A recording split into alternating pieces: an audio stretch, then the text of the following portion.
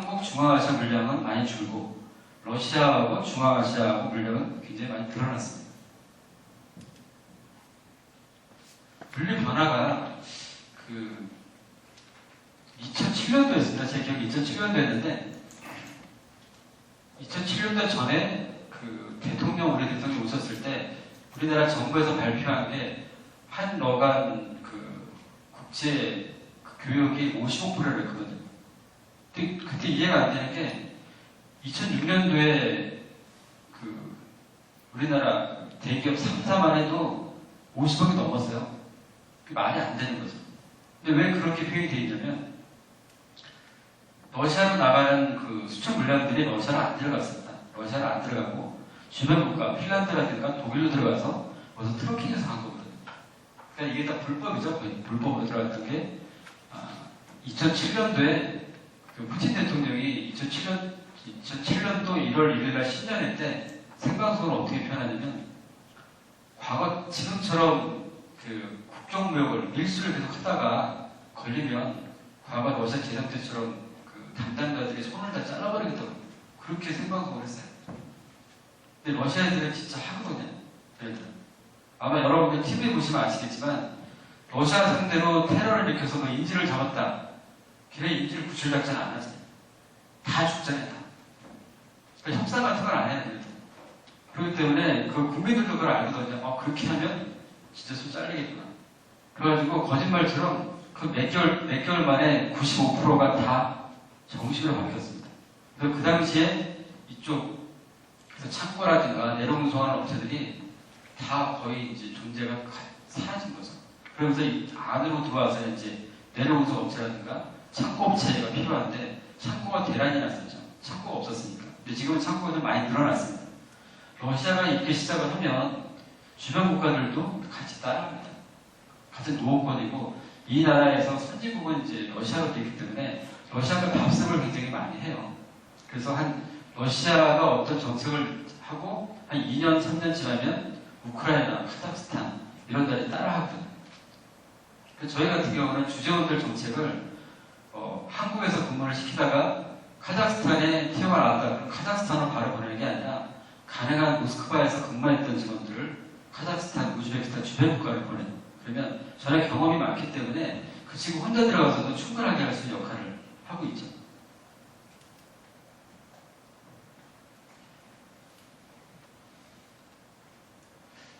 (2008년도) 전에 아까 말씀드린 대로 국경무역하고 이렇게 진행했을 때는 이 포도들 역할이 국제운송만 하면 됐어요. 국제운송만 하면 나머지는 알아서 현지에 있는 컨사인들이 불법으로 통관하든 트러킹으로 유럽에서 끌고 오든 그러면 끝났는데 그게 이제 바뀌면서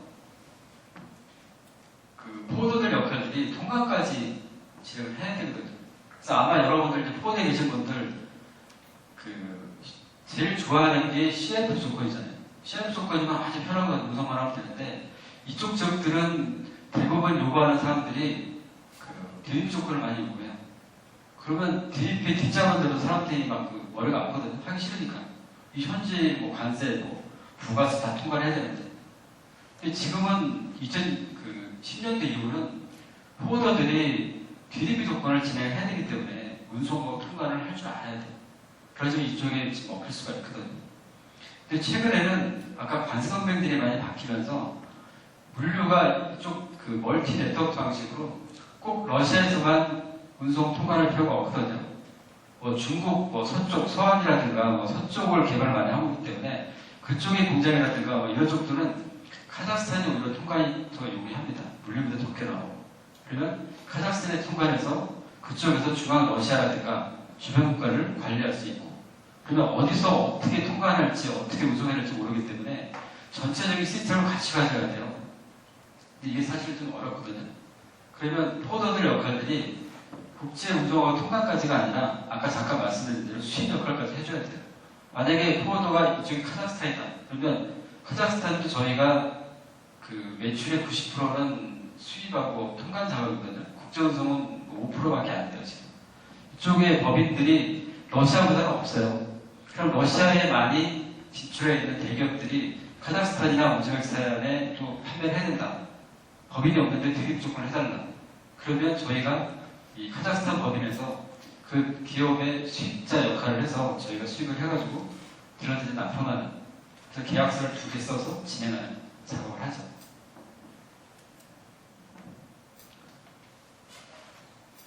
관세동맹 부분을 말씀을 드리면요. 아까 말씀드린 4개 나라예요. 4개 나라. 제일 큰 게 러시아고, 러시아가 90대 초반에 조금 힘들었죠. 조금 힘든 거는 분리가 됐으니까. 분리가 됐는데 다시 러시아에 들어 이제 유가 상승하면서 이제 부가가 나라가 되고, 그러면서 다시 소련으로 뭉치자. 소비에트 연방으로 다시 가자. 거기 첫 번째 단계가 2개 나라가 이제 합류를 한 거죠. 카자흐스탄하고 벨라루시아가 됐고, 그 다음에 이제 작년에 키르기스탄이 되고, 그러면서 물류 변화가 이제 많이 일어났습니다. 말씀드린 대로 우리는 여기밖에 몰라요. 우리 한국에 있는 분들은 FTA 이런 걸 해본 적이 없으니까. 근데 관성을 하다 보니까 저희 입장에서는 너무 편해진 게, 저희가 지금 이 러시아 허브, 모스크바 허브 말고 두 번째 허브는 카자흐스탄이 있거든요. 카자흐스탄이 있는데 여기 2001년도에 제가 오픈을 했는데, 카자흐스탄에서 그 옆나라 키르기스탄도 관세동맹이 돼버리니까 굳이 키르기스탄에 사무실을 만들 필요가 없더라고요. 이쪽은 저희가 어떤 가전제품이라든가 어떤 의료장비라든가 이런 거를 저희가 서비스를 하고 있는데, 여기서 저희가 수입자 역할을 하고, 카자흐스탄은 매일 저희가 딜리버리를 합니다. 전체 지역을 한 딜러가 80분 정도 되는데 매일 딜리버리를 하고, 작년 초까지만 해도 키르기스탄은 통과 문제 때문에 일주일에 한 번 정도 보냈어요. 근데 간성명이 돼버리니까 굳이 통과할 필요가 없으니까 여기서 카자흐스탄 수도, 그러니까 수도가 아닌 알마타라는 도시에서 매일 저희 딜리버리를 합니다. 아무 문제 없이. 관세는 안 되니까. 그럼 이제 물류비가 자체가 줄어들고 비즈 타임도 줄어드는 결과가 나오는 거죠.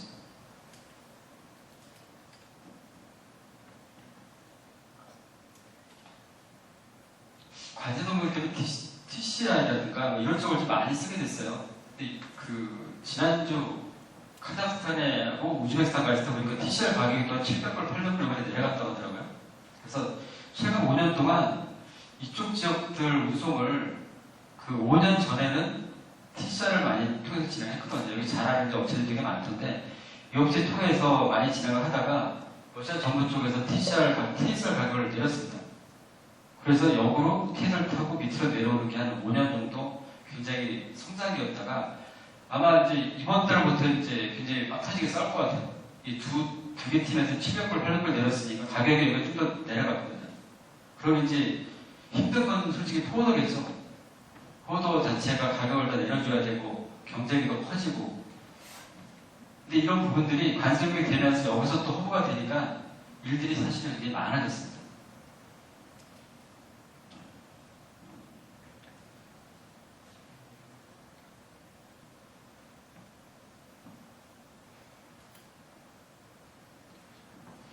이거 말씀드리면 15분 정도 걸리는데 말씀드리고 쉬실까요? 아니면 끝나고 쉬실까요? 어떻게 편하세요? 10분 쉬고 하실까요? 10분만 쉬시죠.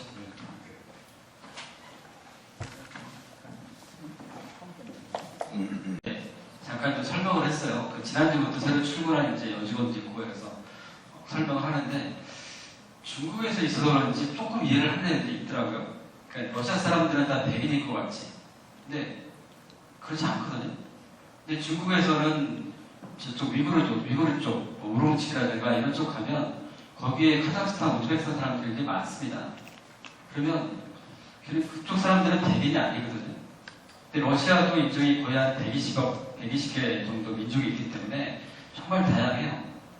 근데 이 사진을 보면 왼쪽은 지금 이 오른쪽에 있는 아줌마는 전전 우크라이나 여자 총리였습니다.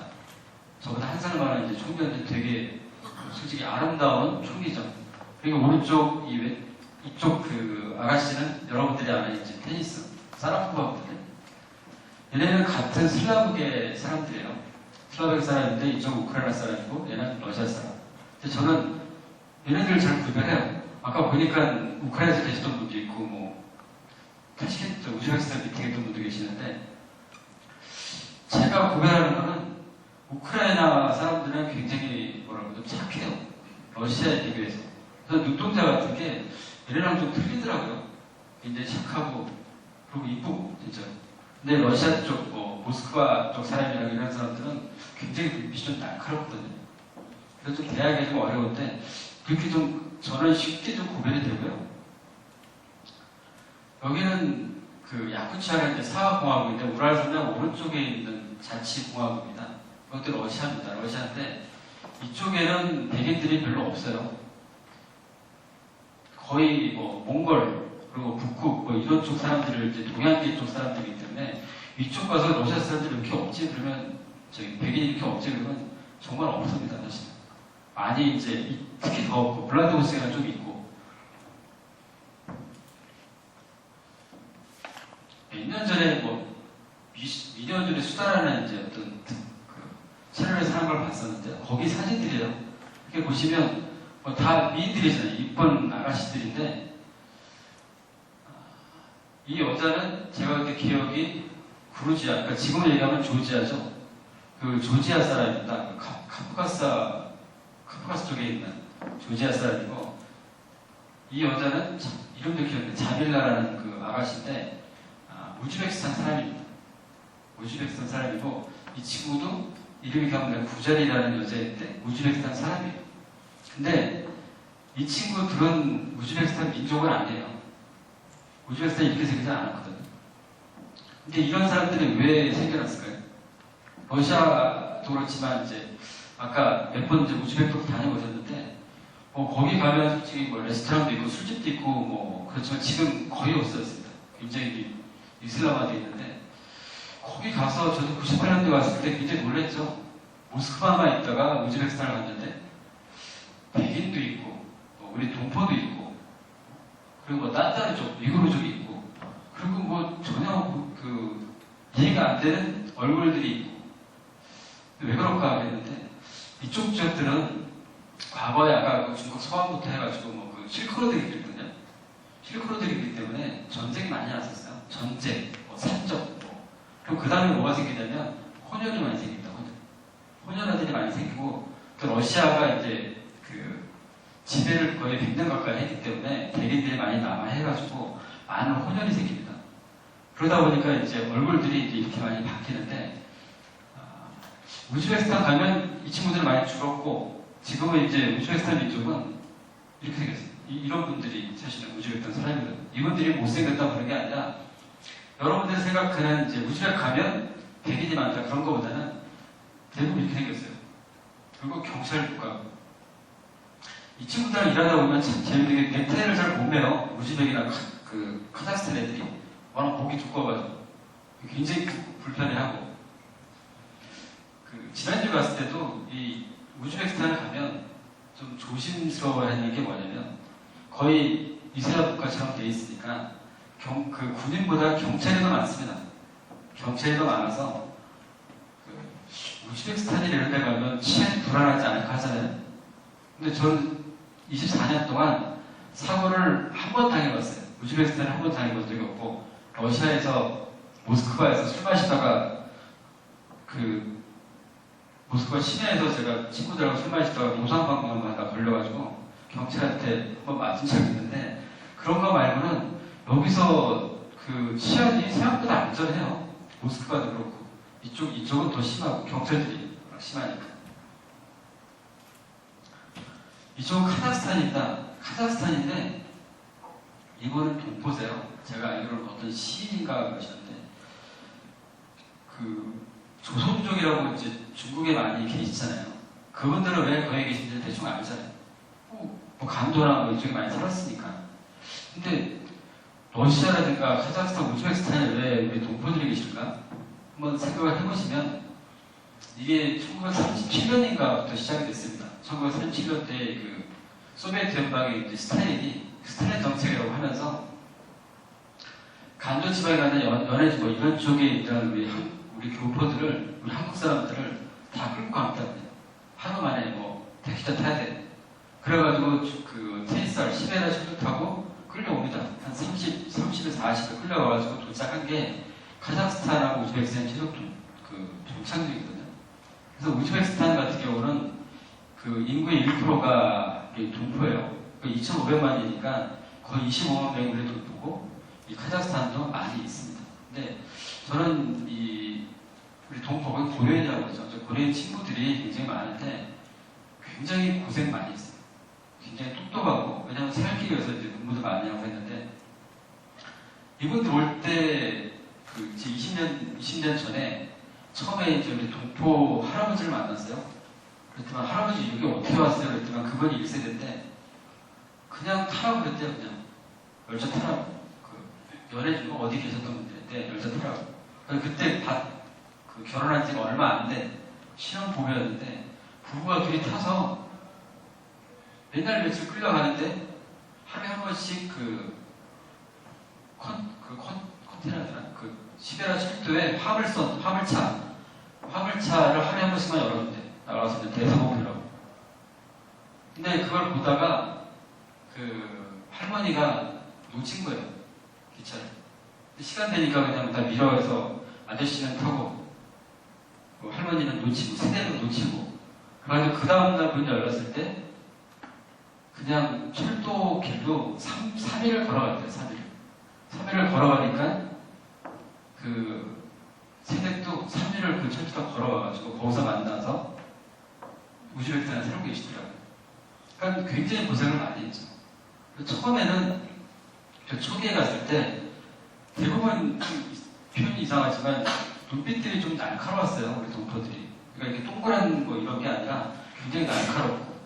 그래서 이게 왜 그런가 좀 물어보고 그랬는데 농담삼아 그런 얘기를 많이 해요. 고생을 너무 많이 해가지고 우리 이민족이고 눈치 봐야 되고 그래서 그렇게 변했다고 이렇게 표현을 많이 하는데 사실 우즈베키스탄이나 카자흐스탄에서 요새 동포 살기가 좀 힘듭니다. 특히 이제 우즈베키스탄에.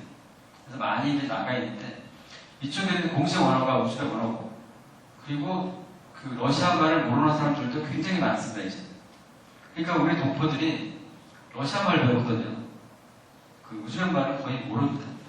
그러다 보니까 이 친구들이 어쩔 수 없이 러시아라든가 다시 역으로 1세대가 출발했던 저쪽 연해주 지방이라든가 이쪽으로 많이 이민 가는 분들이 지금 굉장히 많이 늘어났습니다.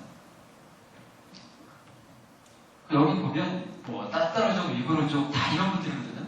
이런 분들이 우즈벡이나 카자흐스탄에 특히 많이 사세요. 그래서 딱 가면 내가 분명히 카자흐스탄이라는 나라를 갔는데 그게 러시아 백인 쪽이라고 생각했지만 그게 아니라 이런 분들이 거의 한 80% 가까이가 이런 분들이 살고 계시네요. 사건 사례를 제가 저희가 당한 거를 좀 편하게 말씀을 드릴게요. 그때 생각하면 정말 기가 찬데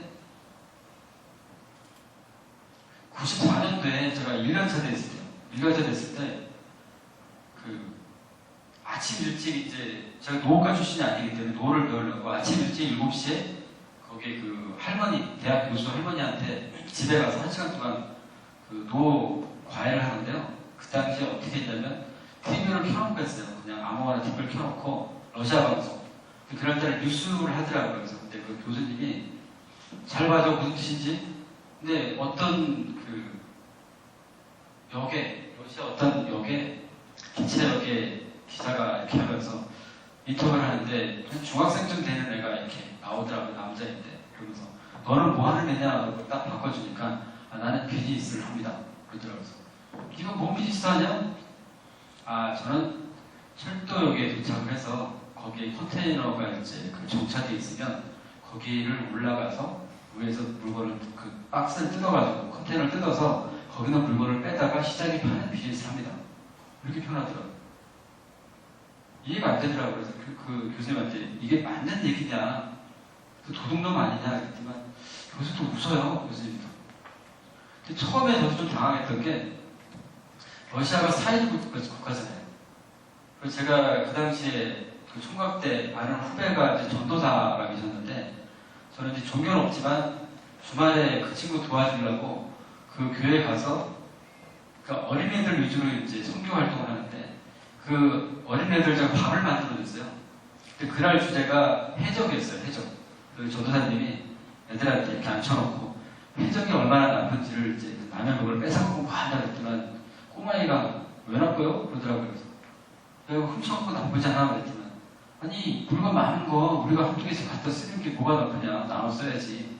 그걸 설명하다가 전도사가 졌어요. 아 그래 알았다 그랬더니 끝내버렸는데 설득이 안 되더라고요. 저희 집에 굉장히 그 착하신 할머니가 일주일에 3번 와서 청소하고 빨래 해주시는 분인데 거기다 샘플을 이렇게 갖다 놓으면 하나씩 없어져요. 그러니까 그런 생각은 아, 얘 주인 얘가 많으니까 뭐 나눠서 쓰는데 뭐 어때? 그걸 가져가. 그렇게 생각을 하니까 그 분실이 굉장히 많았어요. 보험도 잘 안 되고. 그러다가 2002년도에 저희가 여기 이제 손대분들도 계실 수 있겠지만 저희는 국산차만 이제 우리 주저분들 사줬거든요. 그래서 법인장은 소나타급으로 이제 소나타를 사주고 이제 근무를 시키는데 솔직히 저도 그렇지만 외제차를 타고 싶잖아요.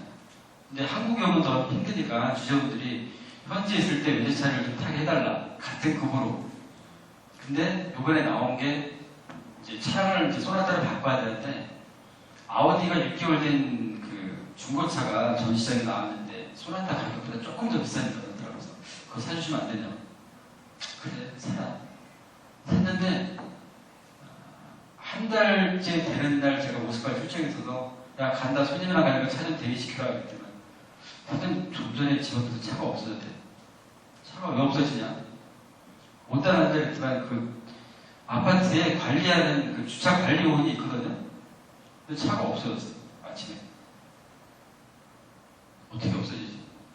일단 저기 모스크바 갈게 가서 이제 물어보니까 아침에 뭐 새벽에 내가 가져간 거 아니야? 뭐 이런 소리 하더라고요. 근데 키가 없는데 어떻게 가져가? 근데 키는 저희가 하나밖에 안 받았거든요. 그래서 이제 그 중고차 회사 찾아갔죠. 그래서 사장한테 네가 없어갔지. 마스터키 또 있을 거 아니야? 그랬더니 이놈이 그때 처음 본 게 그 영화에서 본 아우디 똑같은 동일 차량을 가서 키도 없는데 뭐 무슨 뭐 심박스 같은 걸 뜯어가지고 이렇게 지직하니까 시동이 걸려요. 그러면서 한다는 소리가 야, 이 차는 분실이 잘 돼. 다음에 사지 마. 그러더라고요. 보험 들었는데 아, 다음 주에 들으려고 했대요. 그래서 그 차 제가 보지도 못하고 날아갔어요. 보지도 못하고 날아가는데 주저리 놈 새끼들은 자기 그 전주에 골프채 산 거 거기다 놨는데 뜯지도 않았는데 없어졌다고 그거 한타라고 앉아있더라고요. 어떻게 해요? 다시 소나타로 사줬어요. 근데 그 죄송한 말씀은 소나타 사는 이유가 분실이 잘 안 됐다. 그 나라에서 분실되는 건 BMW, 아우디, 벤츠 이게 제일 많으니까 한국 차는 잘 안 가져갑니다. 그래서 다시 그 차로 그 6년간 타다가 차 바꿀 때가 됐어요. 2008년도에 다른 법인장 그놈이 사실 요번엔 그 보험도 잘 들어갈 테니까 동급인데 도에다 캔디가 가격이 조금 비슷하게 놓고 조금 높거든요. 이거를 바꿔주시면 안 되냐. 그래서 요번엔 철저해라 보험. 이거는 제가 2번 타봤어요. 출장 가서 2번 타서 이건 6개월 만에 없어졌어요. 똑같이 집 앞에서 없어졌는데 야 보험 들었냐 그랬더니 아 걱정하지 말래. 왜? 이거는 36개월 할부로 사가지고 6개월 잊어버려도 할부차 회사에서 진행을 한 거니까 걱정하지 말라고 하시더라고요. 그래 알았어 빨리 차 새로 해서 진행해. 그때 한 보름 후에 연락이 왔어요. 사장님 이게요 그 보험이요 그 들라면 그 캐피탈 회사 연락이 올게 차키, 마스터키 그리고 차량 등록증 원본이 있어야지 가능하대요. 그럼 보험을 해줄 수가 있대요. 근데 2008년도까지만 해도 외국인의 차를 타다가 외국인만 그런 게 아니라 경찰들이 검문을 해가지고 그 차량 등록증 원본도 보거든요. 이게 누구 차야? 뭐 이런 거 하니까. 그러면 차량 등록증 원본이 필요하니까 차량 등록증 원본을 차에다 갖고 다녔어요. 차에다 두고 다녔죠. 그 차가 없어졌어요. 등록증 원본도 없어졌어요. 그러니까 보험이 안 된대. 무슨 소리야? 우리 못 들었어. 계약서 못 봤어. 그 캐피탈 사장이 야, 니네 외국인이잖아. 외국인인데 나 저기 세관도 많이 알고 경찰서도 많이 하는 일을 어떻게 하려고 그러더라고요. 방법이 없더라고요. 그래서 6개월 타고 사실 36개월 꼬박 월세 내는데 그 친구가 불쌍하다고 두 번째 차 나올 때는 2,000불 깎아주더라고요. 미안하다. 그래서 지금은 어떡하냐. 차량경수 원본 갖고 다닙니다. 가방에 갖고 다니고. 그럴 수밖에 없으니까. 그게 저희 개인적인 일들이고요. 더 웃기는 거는 이건 저희 회사가 아니라 대기업 모 회사인데요. 이제 저희는 사실은 노후가가 아니면 안 보내요. 중국은 중국가 아니면 안 보냅니다. 그러니까 그 언어가 안 되면 저 통역을 못 쓰게 하거든요. 근데 사실 대기업 같은 경우는 그렇게 하기가 힘들잖아요. 영업맨 무조건 보내야 되고 또 관리 파트 별도 보내야 되니까 그 나라 언어에 계신 분들이 별로 없거든요.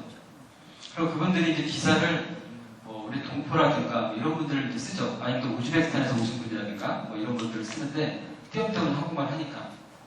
근데 하루는 그분이 이제 출근하려고 딱 아침에 집 앞에 있는데 차가 안 오는 거예요. 그 다음날도 안 오고. 그래서 수정을 해보니까 얘가 차를 맡기고 도망갔어요. 그래서 그 우리나라 전당포 같은 데를 이제 찾아가지고 자기 차가 있으니까 가서 왜 내가 주인인데 어떻게 네가 이걸 저당을 하고 팔았냐 고발하겠다 그랬더니 그 저당포 사장이 서류를 보여줍니다. 뭐냐면 남의 그 자기 차를 운전하려면 공정사무소에서 공증을 받아야 돼요. 그러니까 이거는 내 차인데 우리 기사 뭐 김세레게이한테 차량을 운전할 수 있는 허가를 준다. 이걸 써놔요. 근데 러시아말을 모르니까 이 친구가 미리 계획을 하고 온 거죠.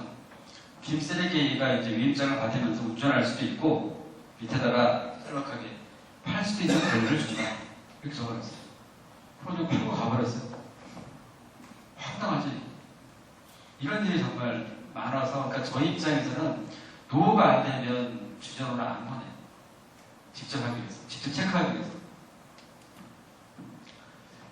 현금 사례는 이것도 다 사실 이거 그 3개까지는 저희 회사 상황되었었는데 2002년도에 아까 말씀드린 대로 차터 사업을 많이 하다 보니까 은행 거래가 잘 안 돼 있고 화물이 이제 비정식으로 많이 들어오니까 현금으로 많이 들어오거든요. 그러면 비행기 차터 한 대가 들어오면 한 50톤까지 실으니까 한 4, 50만 불이 하루에 들어옵니다. 4, 50만 불이 하루에 들어오면 급하면 주재원들이 모자라니까 기사시켜서 한 2만 불 정도는 네가 가져와 이러거든요. 근데 하루는 여기 1층에서 전화가 와요. 아, 나 저기 큰일 났다. 가보니까 이만큼 걸 이렇게 찢었어요. 이만큼 자기 가져가고 그 배를 이만큼 찢고 맹장수를 지난달에 맹장수를 했는데 이만큼 세 군데 찢거든요. 그러니까 피가 보일랑 말랑 찢고 자기 1층에서 테러 당해가지고 돈을 다 뺏겼다고 합니다. 그거 어떻게 해요? 그러고 미안하다 뭐 그러고는 집에 가고는 안 나옵니다. 경찰에 신고할 수도 없고. 왜? 우리가 통감부터 사실은 합법적이지 않았으니까. 그런 일이 생기다가 도저히 안 되니까 이제 기사 옆에 알바 조수석에 사람 하나 앉혀놓고 했는데 조수한테 야 저기 음료수 사올까. 그러고는 그 갔다 온 데에 강도를 맞아가지고 돈을 뺏겼다. 또 한 2만 불씩. 그런 일이 굉장히 많이 터졌거든요. 아, 이건 저희가 아니다. 근데 2005년도부터 지금도 이런 일이 많이 생기는데요. 이건 이제 다른 사실 물류업체예요. 물류업체인데 한국에 있는 물류업체 사장님이 저한테 전화가 왔어요. 모스크바에 있는데 죄송한데 은행 어디 쓰냐고 러시아에서 러시아는 거기 씁니다. 그랬더니 왜 그러냐고 자기네들은 거기 쓰는데 어제 무로 부도가 나가지고 송금한 돈이 안 들어온다. 그래서 우리 물을 들어왔는데요. 그분이 바로 그날 비행기 타고 모스크바를 갔더라고요. 근데 눈치를 챈 거죠. 가서 보니까 거기 그 포드 주재원이 술도 잘 안 마시고 뭐 운동도 잘 안 하고 그런 친구예요. 굉장히 그 내성적인 친구인데 카지노를 이제 매일 간 거죠. 카지노를 많이 가서 그 중견업체 포드 정도면 회사 자금이 한 10만 불 정도 빵꾸 나면 이제 체크가 돼요. 그 전까지는 보통 그 카지노 가서 보면 처음엔 자기 그 생활비나 이런 걸 좀 하다가 이상하게 그 처음에 가면 돈을 좀 따더라고요. 저도 몇 번 가봤지만 돈을 좀 따요. 그럼 제가 무슨 깨버릇처럼 된 거 해가지고 자주 가다가 한 급여만큼 이제 이러면 아 이런 거 하면 안 되겠다. 보통 이렇게 많이 생각을 하더라고요. 그러다가 한 번 더 갔는데 제비가 다시 붙이고 하면 이제 공금을 조금씩 쓰다가 공금이 한 10만 불 정도 날라가면 그게 공금만 쓴 게 아니라 주변에 있는 사람들이 다 폭탄만 쓰고 있어. 주변에 있는 사람들 돈 다 빌려가지고 다 여기에 이제 몰입을 한 거죠. 이런 일이 굉장히 많이 생겨요. 또 하나는 이제 우즈베키스탄이나 이런 쪽에 이제 문제가 많이 터진 게 뭐냐면 지금은 이제 말씀드린 대로 거의 이슬람권이 많이 돼 있고 하지만 카자흐스탄은 아직 그런 쪽 개방이 많이 돼 있는데요. 여자친구 사귀기가 되게 쉽거든요. 그리고 우리 뭐 주재원이나 한국 사람들은 상류층은 아니지만 그쪽에 있는 사람들보다는 돈을 좀 많이 쓰거든요. 그러면 여자친구 생기기가 좀 쉬워요. 근데 저도 지금 딸만 둘이 있는데 저희 딸들한테는 만약 그런 일이 생기면 더 심하게 할 것 같은데 거기서 뭐 여자친구 만나고 놀다가 서울 들어가려고 이제 하면 그 당시에 어떤 일이 생겼냐면 그 딸 아버지가 온 거예요. 대사관까지 와가지고 걔 여권 뺏고 강제결혼 시키고 그리고 못 나가고 그런 일이 생기거든요. 근데 아저씨들도 그런 일이 더 많겠죠. 그래서 뒷장에 제가 있지만 저희는 운동을 많이 시켜요. 운동. 정말. 골프 무조건 하라고 그래요. 주말에. 그러니까 이 스트레스를 못 풀면 얘네들이 가는 길이 뻔하거든요. 제가 많이 살아봐서. 그러니까 술, 여자, 카지노에 셋 중에 하나 또 항상 걸립니다. 그래서 그쪽에서 스트레스 풀 수 있는 거를 좀 본사 차원에서 관리하지 않으면 굉장히 구멍이 많은 나라가 사실 이쪽입니다.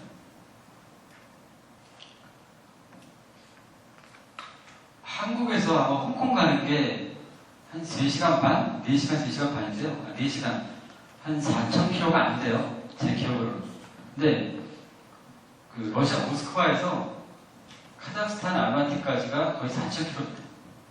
지금 관성명이 돼가지고 여기서 허브화가 돼가지고 트럭킹으로 와요. 과거에는 이게 한 보름 정도 걸렸었는데 지금 한 7박 8일이면 들어오거든요. 여기서 우크라이나는 뭐 하루는 다 들어가고. 근데 이렇게 큰 나라이기 때문에 당연히 사고가 많이 발생할 수가 있죠. 특히 이 우크라이나하고는 아까 말씀드린 관계가 너무 안 좋기 때문에 사건 사고가 굉장히 많습니다. 하다못해 작년 초에 사고 난 거는 캄보디아도 대동을 해요. 캄보디아도 대동을 하는데 가는 지역 중에 어느 몇 개 지역은 GPS도 체크가 안 되고 핸드폰이 연결이 안 되는 지역들이 있거든요. 거기에 기사가 희망되겠다고 우기는 경우가 있어요.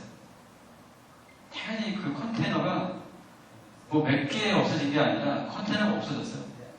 이쪽에 컨테이너가 아예 없어집니다. 특히 백색가전이 굉장히 많죠. 그래서 여기 지역을 아마 여기 판도수도 뭐 계시하는데 잘 안 하려고 해요.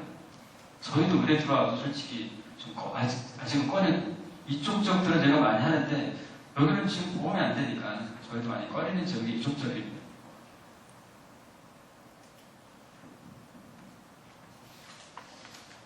현지에 만약에 진출을 한다고 하면 현지화가 되었잖아요. 현지화가 되는데 첫 번째가 선물을 적어놓은 거는 저는 여성병들이라는 게 있는 걸 이제 한국에서는 몰랐죠. 근데 모스크바를 들어가니까 3월 8일인가 그날 아주 난리더라고요. 그러니까 처음에 제가 몰랐었는데 1월 초에 컨테이너로 제가 여성 화장품 브러쉬라든가 뭐 이런 거 1달러짜리 한 통에 그런 거 한 컨테이너 보낸 적이 있었는데 그게 이틀 만에 싹 없어지더라고요. 그게 이제 3월 8일날 여성병들 되기 전에 그 당시에는 여성들한테 줄 수 있는 선물이 거의 꽃밖에 없었어요. 꽃이 전부였었고 그리고 그날은 주변에 있는 여자들은 다 선물을 줘야 되는 것 같아요, 느낌이. 근데 갑자기 무슨 이상한 선물들이 생기니까 그런 게 갑자기 굉장히 많이 팔리게 됐죠. 근데 이쪽에는 뭐 여성 명절, 뭐 남성 명절 이럴 때는 선물 정말 많이 돌려야 되고요. 이 행사 때 초창기 때 제가 많이 놀랐던 게 공항 사무실이니까 굉장히 바쁘잖아요. 근데 저희가 공항 사무실에 20명 정도 근무를 하는데 점심시간에 갑자기 테이블을 싹 치우는 거예요. 싹 치우고 일을 안 하고 그러면서 샴페인 뭐 음식 쫙 깔아놓고 케이크 하나 갖다 놓고 오늘 누구 삽니다. 처음에 미치겠더라도 이 화를 내야 되는데 화내면 안 되거든요. 삐지니까. 근데 그런 행사가 굉장히 많고요. 결혼식 같은 경우는 거의 하루 합니다. 하루. 12시에 시작해서 12시까지. 그리고 거기 가면 이제 사장, 법인장이고 뭐 하니까 가서 뭐 돈도 좀 되지만 뭐 같이 보드카도 마셔주고 춤도 추고 이게 안 되면 적응하기가 되게 어렵습니다. 사실. 그래서 저희 같은 경우는 이제 사실은 직원을 뽑을 때 제가 농담삼아 이제 직원한테 물어보진 않고 지난주도 이제 상해 직원 여직원 하나 채용할 때 마지막 이제 인터뷰할 때 뭐라고 하냐면 죄송한데 술 마실 줄 아는 물어봐요. 근데 술을 못 마신다고 그러면 조금 제가 부담이 돼요. 저희 회사 입장에서.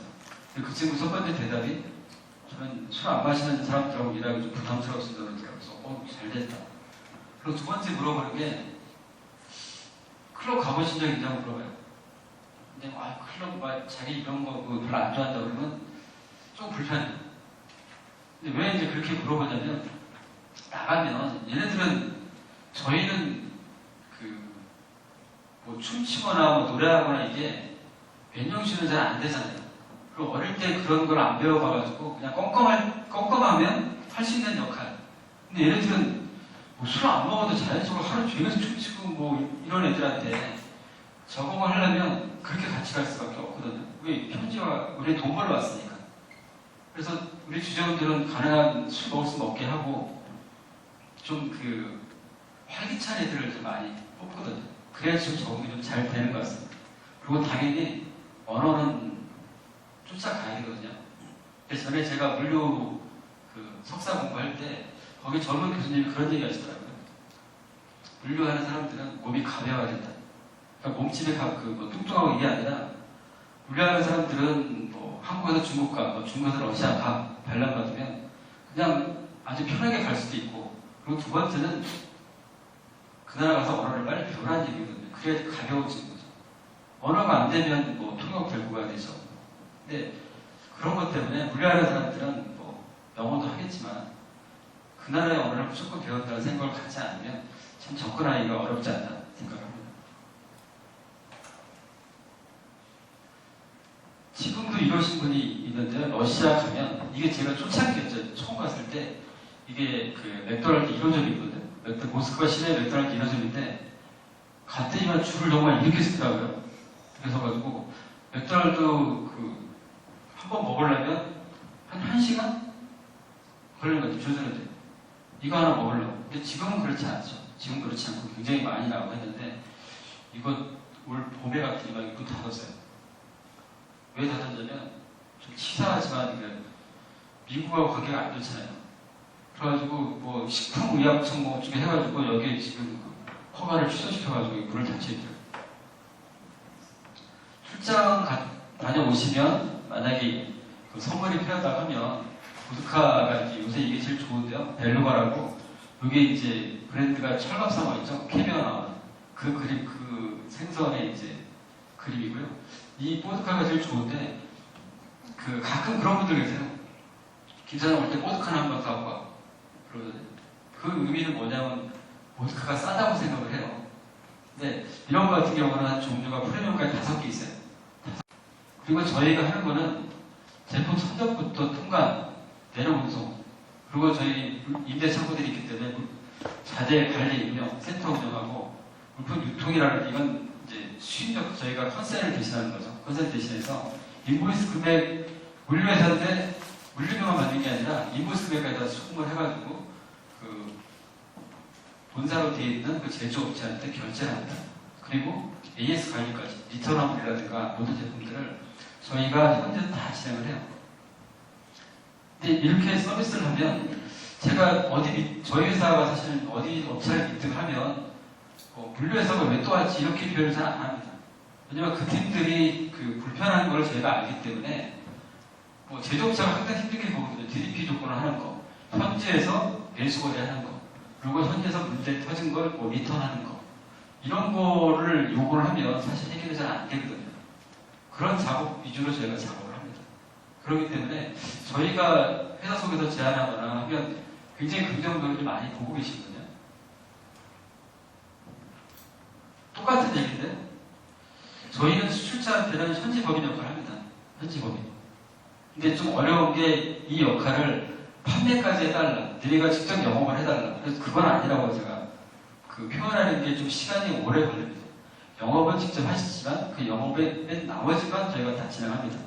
그리고 역으로 딜러들한테는 거꾸로 표현을 하죠. 구매하기 편리하게 그 본사가 어딘지 한국이냐 중국이냐 미국이냐 알려주면 우리가 서서 갖다 줄게. 그 작업을 해. 그러면 이제 물류 비용만 포함된 게 아니라 이제 인보이스 금액에 그 관보가세까지 다 포함해서 전체 비용이 다 들어가게 되죠. 이렇게 되면 그 2014년도에 힘들어가지고 몇 군데 철수한 기업들이 저희 법인을 활용을 하고 있거든요. 역으로 또 말씀을 드리면 포워더들하고도 이제 제가 일을 많이 합니다. 특히 요새 중국계 포워더라고 일 많이 하는데 선적을 직접 알아서 하십시오. 우리 국제운동 관여 안 하겠습니다. 선적 직접 하시고 나머지 역할을 우리가 서포트 해드릴 테니까 거기만 저희가 진행을 하겠다. 그래서 파트너로서의 그 역할을 좀 철저하게 갈라놓고 있습니다. 한 5분 정도 마지막인데요. 아까 이제 주제원 거 다시 말씀을 드리면 중국에 가면 중국어를 정말 배워야 되고 러시아가 러시아어를 배워야 되고 그렇지 않으면 적응이 안 돼요. 두 번째가 굉장히 낮게 보거든요.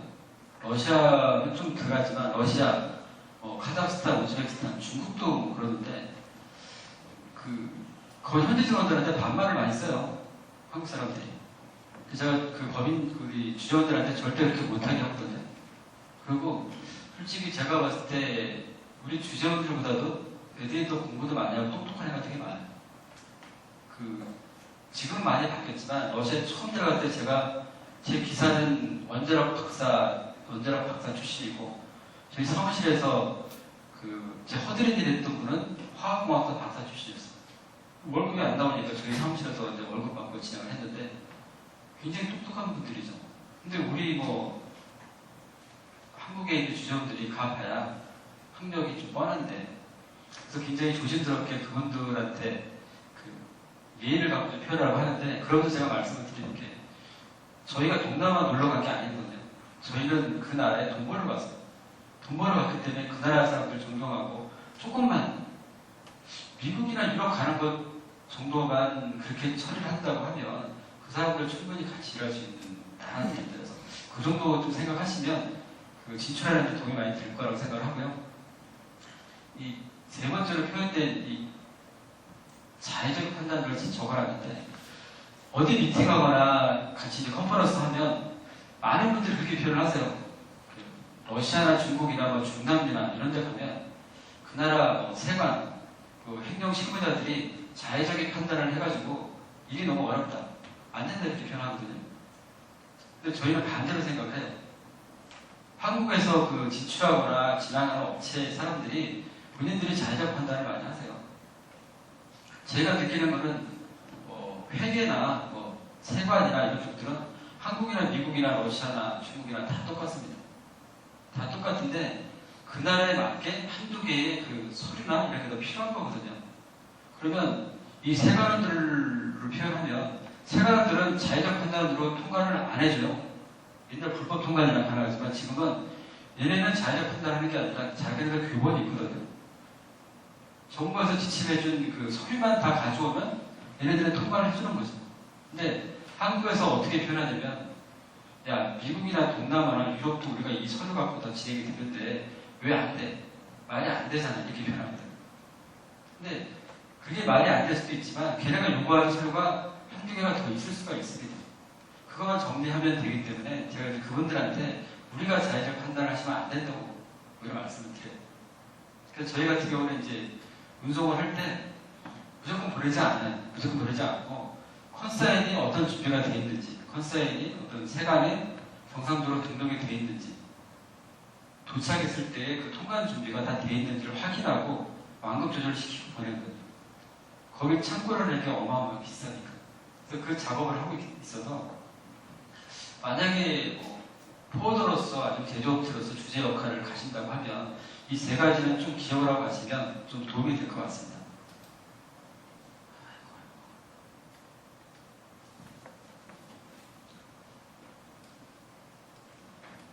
잠깐 내용을 한글에서 오늘 마치고 그 시간이 아마 없으신 것 같아서 나중에 질문 사항이라도 있고 하시면 이제 뵐 수 있으니까요. 연락 주시면 제가 모르면 현지에서 확인해서 꼭 말씀을 드리는 걸로 하겠습니다. 아무튼 감사합니다. 지금까지 에코베스 김주상 대표를 발표했습니다. 감사합니다. 이제 오전 세션 마치고요.